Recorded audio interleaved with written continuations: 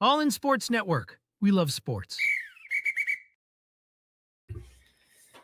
Welcome into All In Mizzou. Welcome back. Hope you had a good weekend. This is Davis Wilson here with Rogue Media. Back with another week. Back with another show. Where we're going to talk Mizzou football. We got a lot to say about Mizzou football. We'll talk SEC football. We'll do a lot of stuff today. I've been saving up these thoughts about this Missouri football team, so I have some stuff ready to go. There's a squirrel up there messing around. Sorry, I get distracted pretty easily.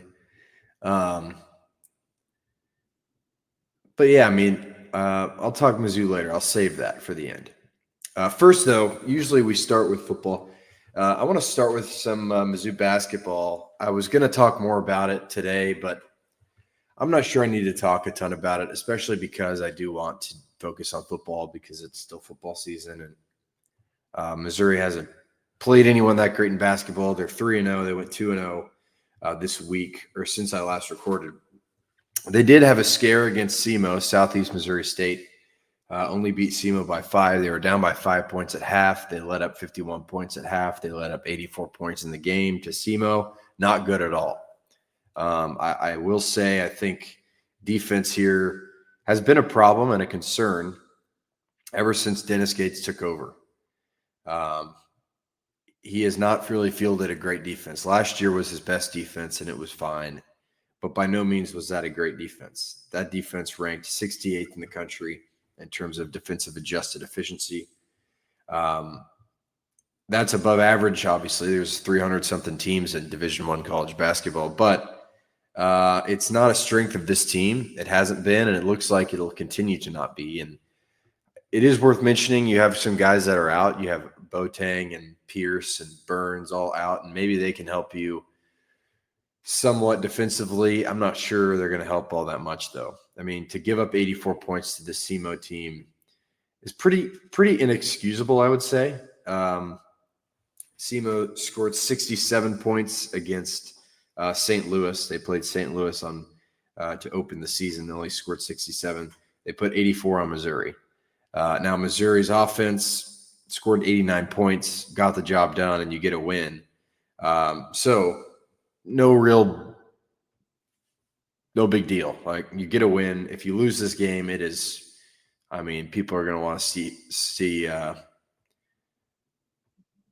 might want to see some heads rolling if you lose to SEMO in the second game of the season. Probably not. That's probably still an overreaction, but you come out of here with a win, and that's what's important.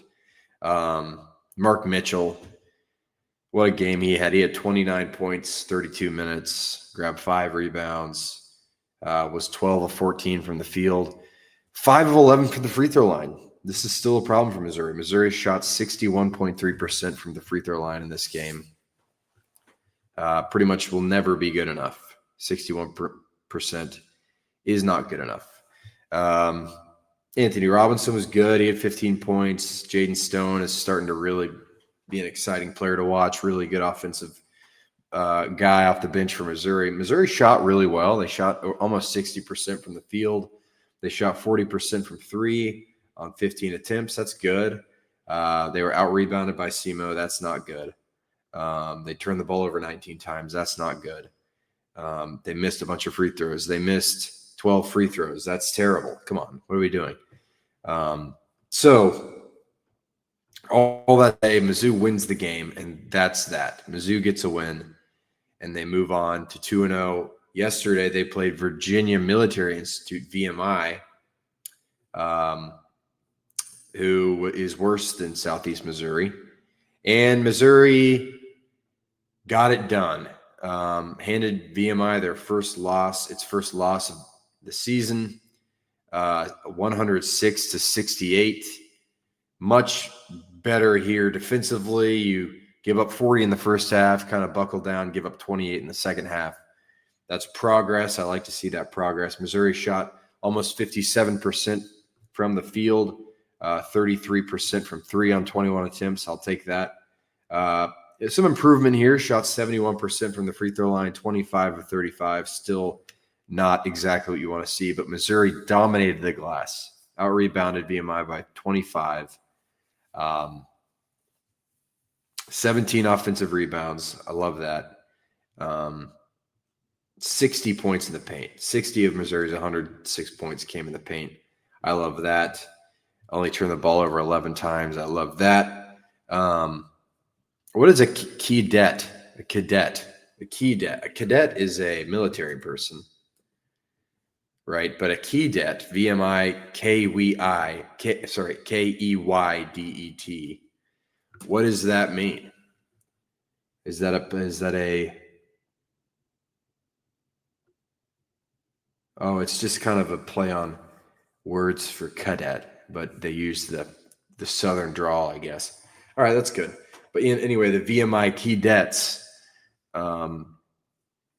Missouri beat them.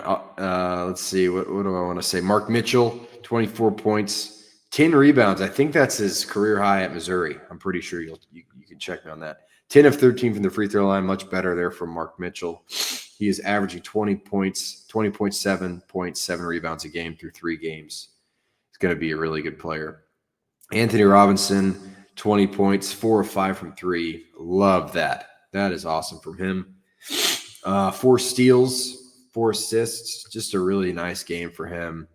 And then you get Jaden Stone off the bench to give you 16 points.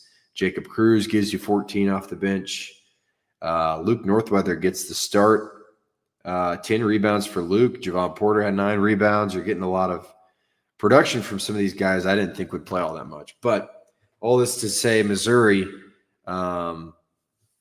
3-0 going into its biggest game of the year so far against Minnesota, which should be the best game Missouri plays, best team Missouri plays until Notre Dame and Kansas back-to-back later in December. But the point is you're 3-0. And you've got stuff to work on, right? I think coaches would like to be 3-0 and have things to coach. Let's see if Dennis can do it. I will say, although almost losing to SEMO is horrible and never a good thing, if I had to spin it, I would say Missouri was tested in a close game, and they came out on top. They had to come back in this game and win it. That's the only positive I'll give you there. Defensively, though, this team has to improve, really, really has to improve, because I think this offense is going to be pretty good. I don't know if it can carry you quite like it did last year. So your defense has to improve to help with this offense.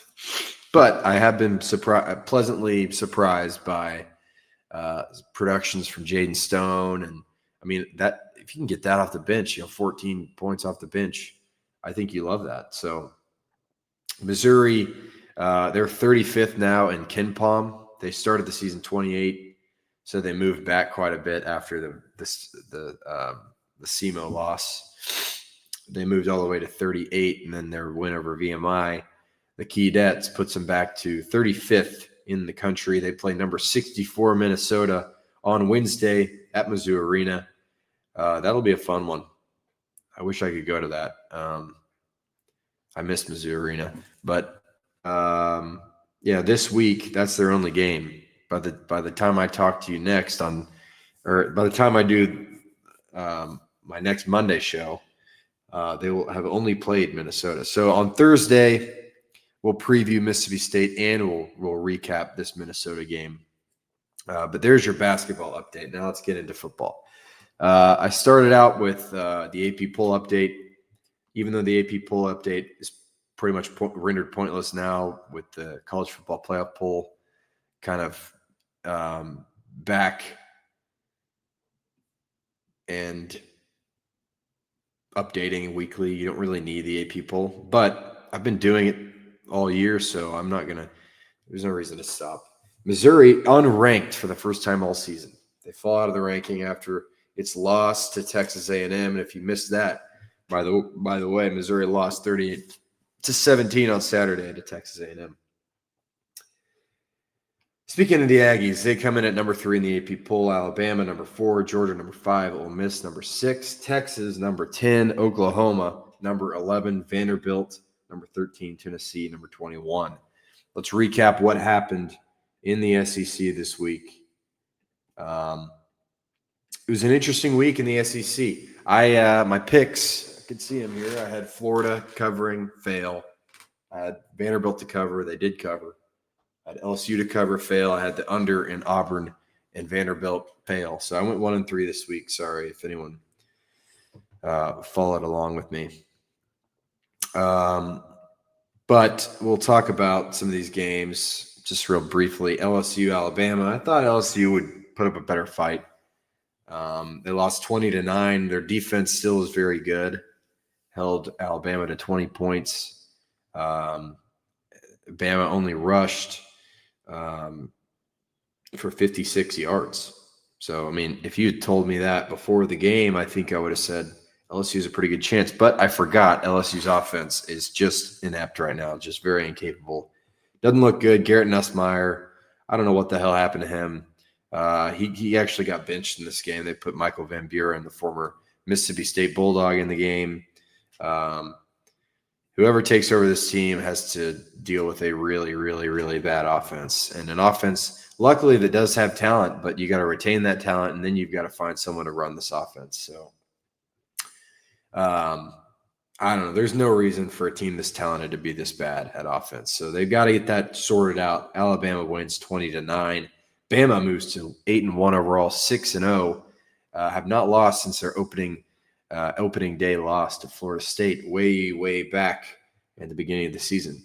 Georgia takes care of Mississippi State in Starkville, Mississippi, 41-21. Mississippi State got on the board first, took a lead, 7-3 lead, and then that was about it.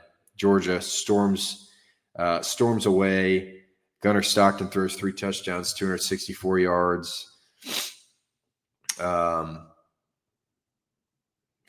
Was Blake Shapen hurt or benched? Because they had their backup come in. I don't know. I didn't watch this game. I was out hiking.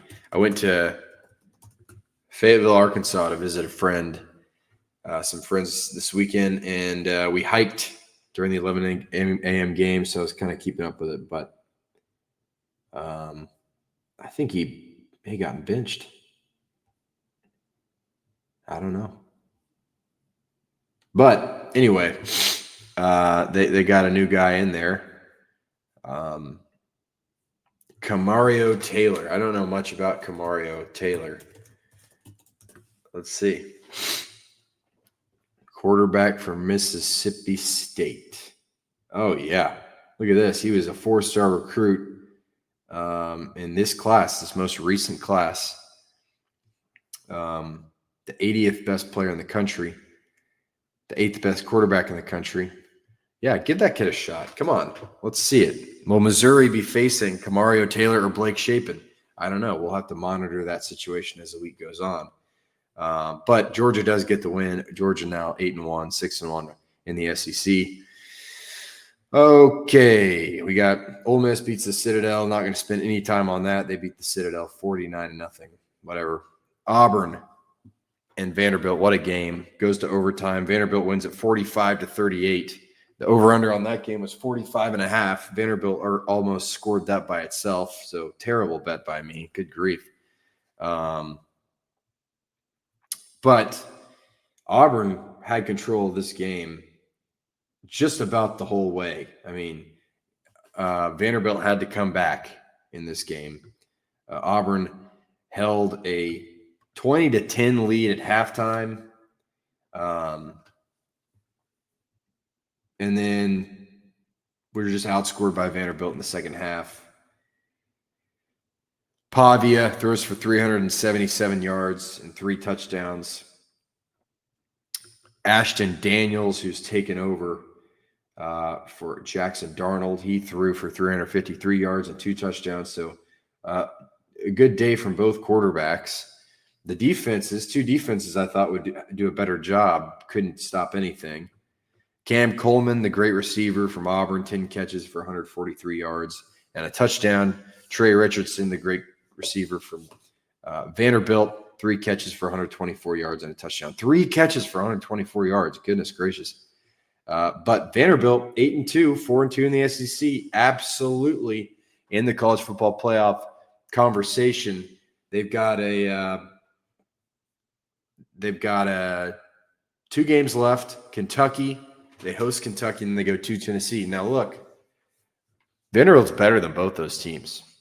Without doubt in my mind, Vanderbilt's better than both those teams. But Kentucky's starting to look a little bit better. They just beat the hell out of Florida. I'll talk about that in a second.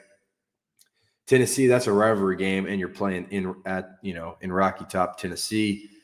And if Tennessee knows that if they beat their rival won't be going to the playoffs. They're going to be fired up. Those are 2 tougher games than they probably look, especially because Auburn just went to Nashville. A bad Auburn team that just fired its head coach just went to Nashville and almost took them down. Vanderbilt is very good and very beatable. That's what I'll say. I wouldn't be shocked if Vanderbilt loses to Kentucky. I don't think they will. That's kind of crazy. But I'm just saying, well, let me rephrase that. I would be shocked if Kentucky beat Vanderbilt, but I don't think it's totally out of the realm of possibility. Just because it's the SEC and, Kentucky got some newfound confidence. But that game against Tennessee, in all likelihood, will be a game to go to the playoffs because I'm not sure a 3-loss Vanderbilt team gets in. A 2-loss Vanderbilt team does get in. So if you win that game, if you win out Vanderbilt, you're in it. Florida goes to Kentucky. Good God. Kentucky wins 38-7. I bet on Florida to cover the 3.5 points. DJ Lagway, 3 interceptions, 83 yards. He is benched. I don't know what in the world has happened to this guy, but he has been just awful at times this year. My money is that he transfers. I don't know. It's just not working there. I don't know. Unless you get a new coach in there that says, we can figure it out. He's obviously talented, but I don't know, man. He's been really bad this year. The offense has been really bad this year. The defense couldn't stop Kentucky. So all that to say, Florida is terrible. Kentucky slightly less terrible than Florida. They didn't just win; they dominated, man. They really, really did dominate this game. Neither offense was very good. Actually, Florida's defense did a fine job. Well, not really.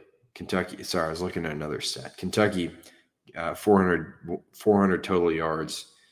Florida, 247 total yards. Yeah, that's a tough one. Each team had 4 turnovers. Good God. 38-7. Kentucky beats the Gators. All right, let's do our power rankings. This week's edition of Power Rankings. There's no, to the surprise of no one, there's no shakeup at the bottom of this list. Arkansas is still down there. They were on a bye week, so I can't move them up, and unfortunately, I can't move them down. Arkansas, 16 in the SEC. The only winless team left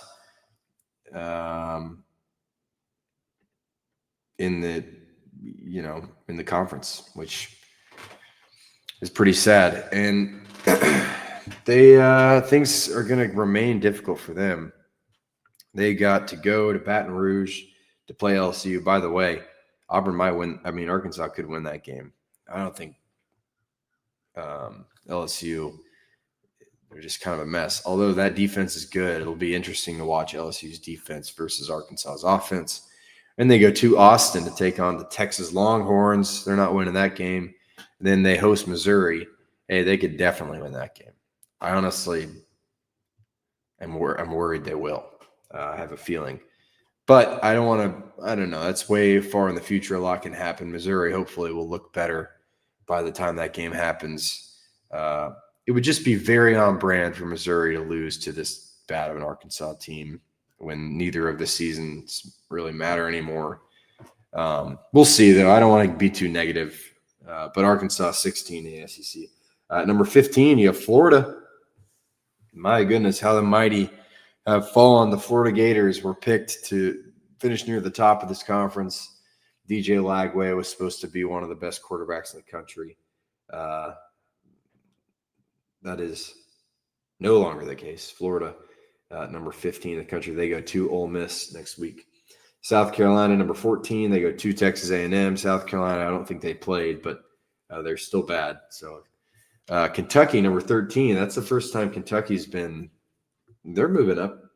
They host Tennessee Tech, so they're going to have I would like to think that's a free win for Kentucky. Number 12, I got Mississippi State, who travels to Missouri on a Saturday. We'll see how that one goes. Auburn, number 11, they're on a bye week. LSU, number 10, they host Arkansas. LSU's defense is the only thing keeping them up higher than this. I mean, their defense is good, really good. They held good Alabama offense to just 20 points. That's good. Missouri moves down, way down, all the way to number 9. They host Mississippi State. Tennessee, they host New Mexico State next week. They're at number 8. Oklahoma at 7. Big test for the Sooners. They have to go to Tuscaloosa, Alabama, to play the Crimson Tide. Vanderbilt, number 6. They're on a bye week. Texas, all the way up to number 5. The game of the week, the game of the year maybe for both these teams. Texas travels to Athens, Georgia. Georgia has had Texas' number for years now. This is a big game next week. Texas at Georgia. Number 4, I got Ole Miss. They beat up on the Citadel. Number 3, I have Georgia. Like I said, Texas, Georgia next week. Alabama hosts Oklahoma, and they're number 2 in my power ranking for the first time all year. Texas A&M, number 1 in my SEC power ranking. They're just really good. I don't think Missouri gave them much of a fight at all, but they made quick work of the Missouri Tigers in Columbia, Missouri. Let's see. Is that all I have? Can I talk about Missouri now? Sure. Why the hell not? Okay.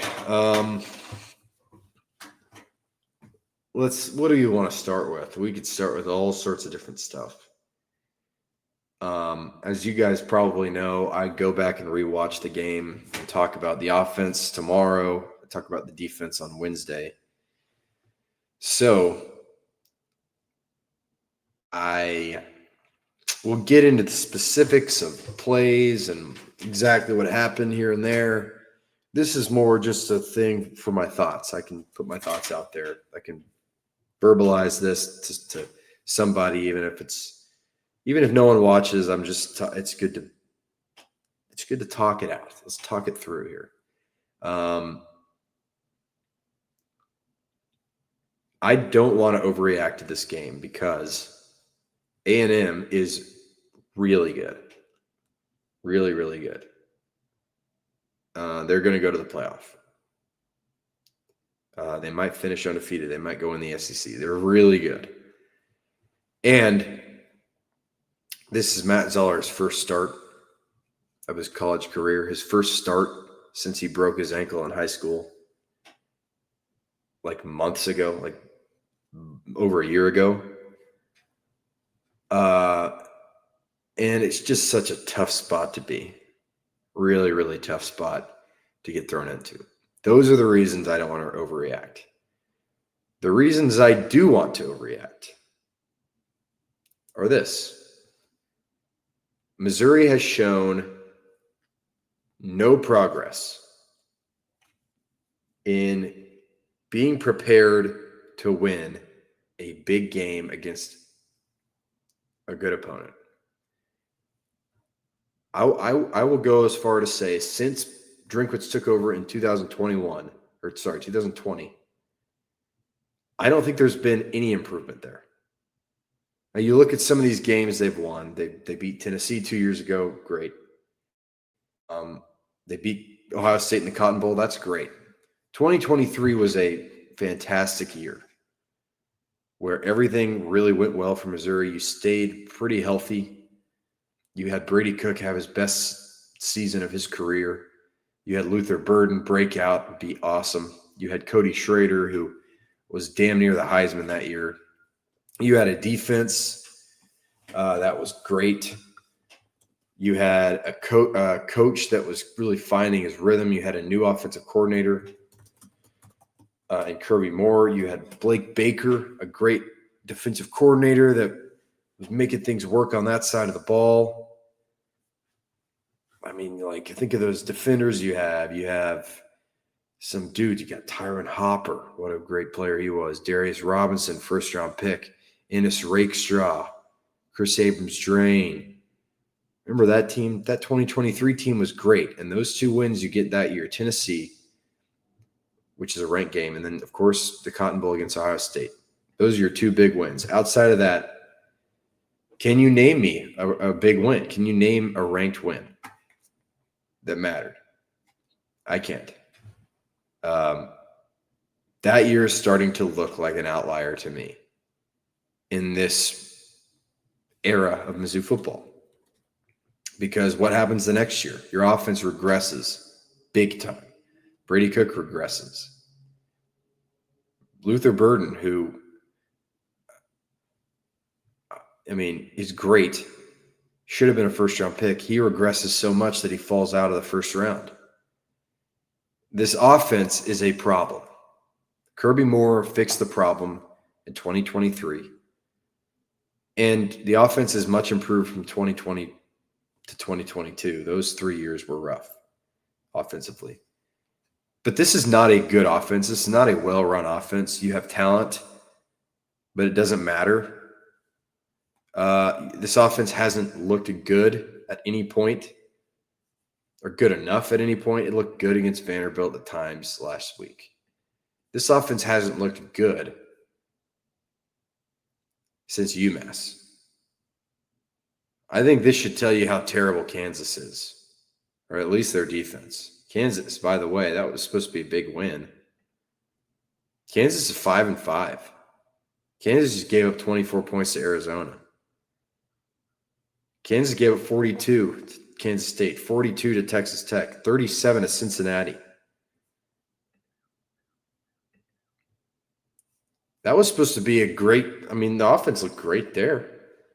But as soon as you start playing good teams, competent teams, South Carolina, you look pretty good. Sure, I'll give you that. But this recent stretch of games, Alabama, Auburn, Vanderbilt, Texas A&M, the offense has done nothing for me. Nothing. At any point have I thought, wow, what a sequence from that offense. Or wow, what a great quarter from that offense. A consistently great effort for a half long, for half of the game even. There's been plays here and there where I go, wow, look at Donovan Olubade. Yes, he's going to be great. Wow, look at Ahmad Hardy break those tackles. He's been great. Other than that, I mean, this offense is bad, guys, really. This offense is bad, and Missouri is consistently not prepared to do what it takes to win in big games. That is what separates you from being a mid-tier program in the SEC and a great program in the SEC. Missouri is not a great program in the SEC. I mean, I wish they were. It seems like they should be getting close, especially after 2023, where you're like, we just beat Ohio State, and we got all our guys coming back. We should go to the playoffs this year. And they messed around. They didn't. They don't show up against Texas A&M last year. Don't show up this year. Don't show up against Alabama last year. Don't show up this year. Don't show up against South Carolina last year. Don't show up against Vanderbilt this year. I mean, come on. Like, when are you going to play a good game against a good team? I don't want to – it's another thing. Like, I don't want to blame Kirby Moore. I don't know if he's done a great job, really. I mean, it's the offense, like I said, it's just not good. It's not good. And I get that you have a backup quarterback in there. And I get that maybe Bo Prabula overperformed the first couple of weeks and got me more excited than I should have been about him. But still, you have Ahmad Hardy, and I don't care. I know Ahmad Hardy's great. And it doesn't seem to matter. You have really good receivers. Like, there's a disconnect. There's something that isn't working. And the most frustrating part about it for me is that for now 3 years in a row, so the last year of Blake Baker and the first year of Corey Batoon, this defense has been, in my opinion, a playoff caliber defense consistently. That's awesome. But the defense against Texas A&M in this game, the defense really gave up 31. I mean, there was the fumble. Missouri turned the ball over, of course. That offense turned the ball over twice. The defense was on the field for 35, almost 36 minutes of this game. The offense did nothing to help them, didn't chew the clock, didn't go on long, sustained drives. I don't know how you look at this situation as an offense where you say, this is my true freshman's first game, and that is your offensive game plan. To do nothing, to not try to help him at all. I mean, he's throwing deep. He threw deep more than any Missouri quarterback's done in years. There's no passes in the middle of the field. The middle of the field, I mean, here, I'll do this. Matt Zollers, 25 pass attempts. 3 of them, only 3 were between 0 and 10 yards. 4 of them were between 10 and 20 yards. Guess how many were 20-plus yards? Your true freshman quarterback against a really good defense. He threw down the field 8 times. 8 times, man. Like where are the short check down passes? Why is Marcel Reed getting to throw? I mean, Marcel Reed, let's look at him. Let's look at Marcel Reed. Didn't throw 20-plus yards down the field once. Only threw between 10 to 20 yards down the field 3 times. He threw either 0 yards or behind the line of scrimmage. He threw there 10 times and completed 7 of those passes. He threw between 0 and 10 yards 13 times and completed 11 of those. Why isn't Missouri doing that? Why is Missouri counting on this kid to throw down the sideline? You're not throwing between the numbers at all. Marcel Reed threw 18 passes between the numbers. Zollers threw 8. Everything else was to the sideline. I mean, like, why? My question is why? Why? Why are you making this harder than it needs to be? Why are you making this harder on a true freshman who's totally in over his head? I think he's going to be great. By the way, I don't think this game should deter you from Matt Zollers. I don't think he got much help from the system. I mean, I'm not saying he played well. I don't think he played well. He didn't play well. But, I mean, golly, what do you expect from this guy? I mean, I don't know. I think you have to start making some changes within the coaching staff. I'm not saying Eli Drinkwitz. That's not what I'm saying. But something has to happen here because you're doing the same thing over and over again. You're making fans buy into this idea of something to prove. Missouri, some STP, something to prove. Missouri hasn't proved a damn thing since 2023. I guess the Cotton Bowl was that 2024 yet? I don't know. I think it was still 2023. You haven't proved to me a damn thing since 2023. And your motto still #STP, something to prove. Okay, prove it. Do it. You're doing the same thing with the same staff, the same schemes, the same everything. I'll give it to him. Eli Drinkwitz can recruit. He can work in the transfer portal. He's a great salesman. He makes you excited for Mizzou football.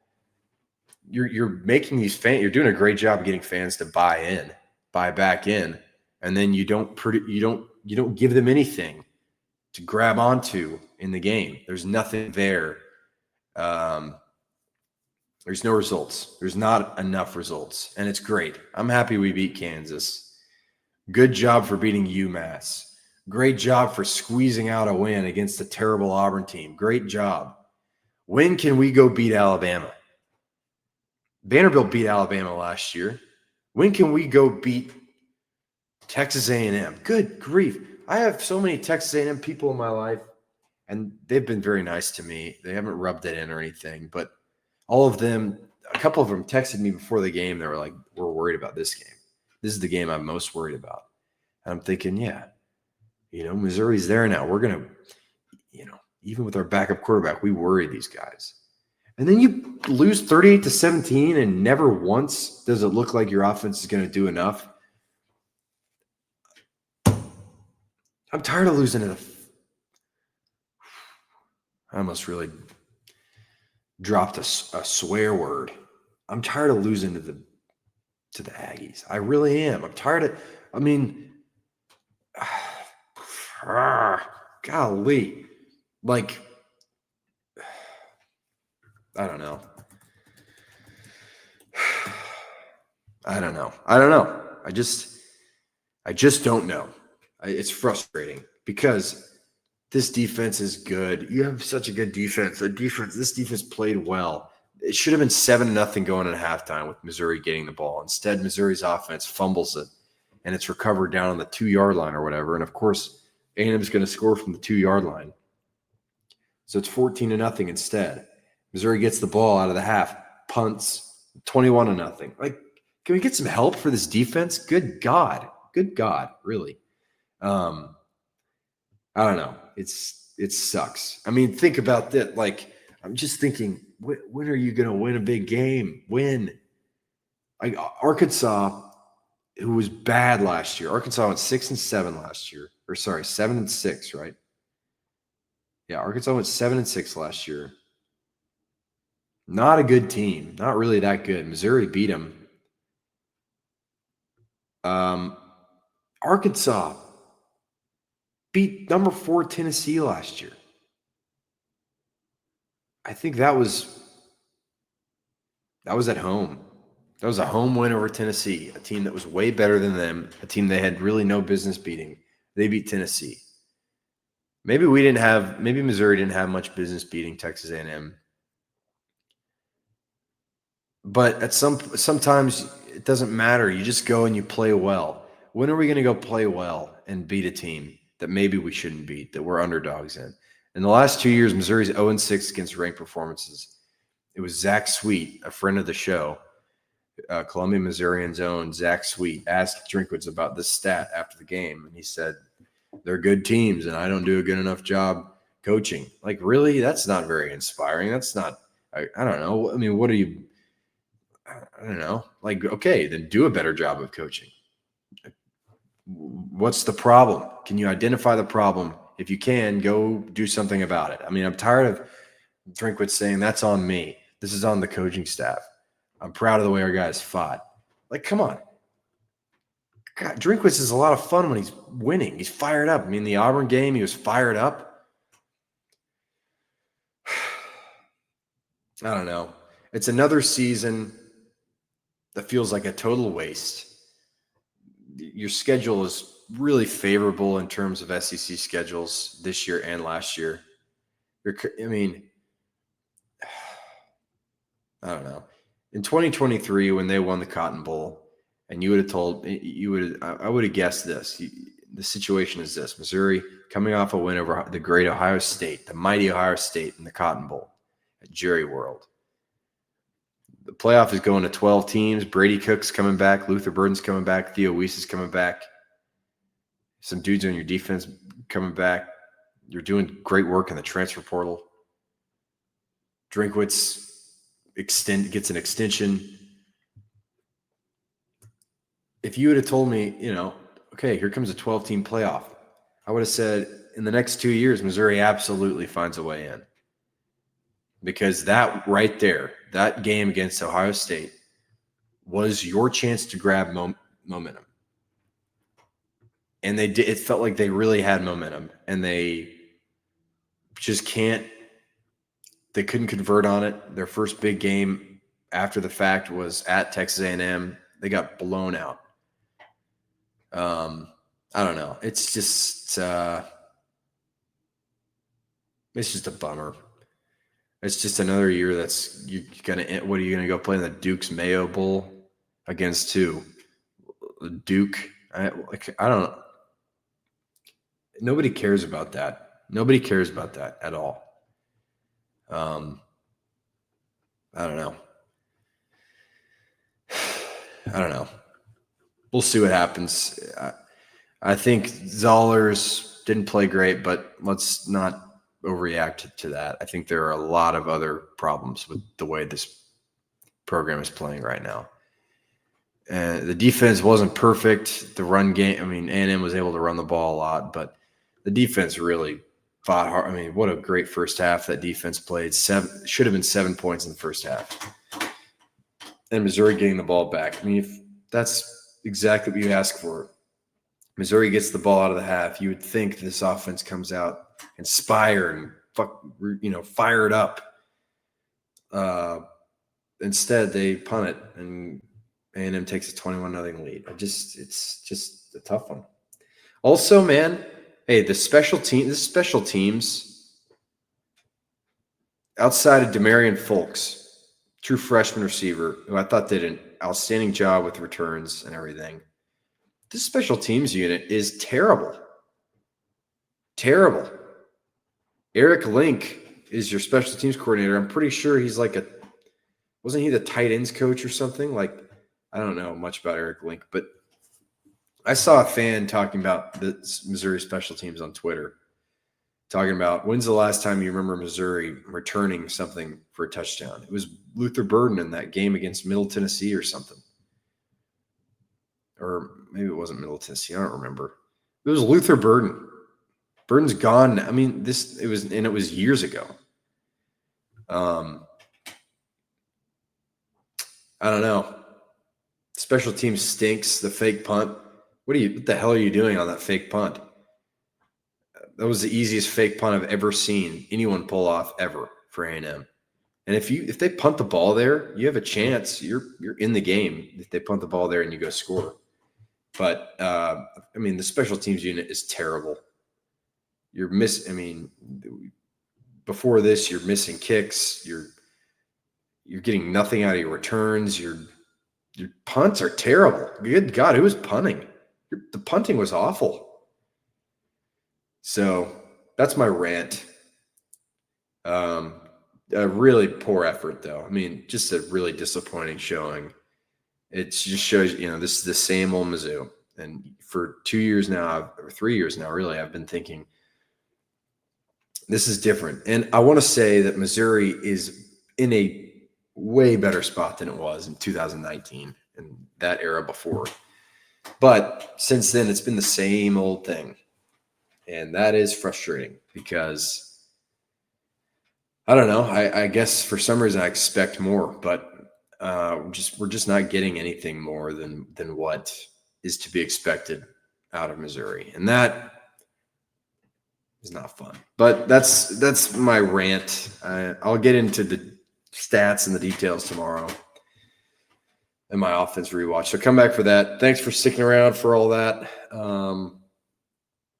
I think I'm going to end the episode here.